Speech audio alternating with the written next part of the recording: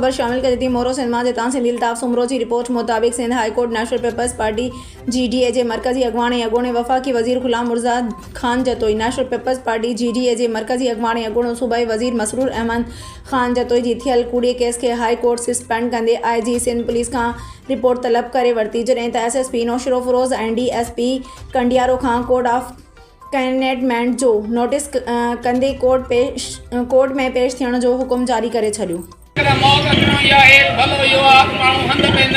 बल्कि मैदान में विढ़ंदे मरे करबला जे हर शहीद पूरी कोशिश कई पे मां शहीद थियां इन करे हुसैन जे पैरोकारनि आशिकनि जे लाइ शहादत को महीनो न आहे बल्कि शहादत नाज़ आहे इन करे ही कंध खणी बीहनि था इन करे अॼु जा सभु यज़ीद अमेरिका इसराइल उन्हनि जा सभु साथी इन करे डप में आहिनि ऐं उहे मुख़्तलिफ़ जायुनि ते निशानो बणाए पंहिंजे वाठनि खां हिननि खे माराए रहिया आहिनि पर हुसैनी न करबला जो दिफ़ा छॾींदा न ई वरी पंहिंजे हिन फ़िक्र खे छॾींदा न ई कुद्स जो दिफ़ा छॾींदा न ई मज़लूमीन जहान जो दिफ़ा छॾींदा इन ॾोह में कुश्चंदा रहूं त सभु कुश्ची रहूं वञूं पर इंशाअल्लाह ज़हूर महदीअ ताईं ही तहरीक जारी रहंदी। मुर्दाबाद मुर्दाबाद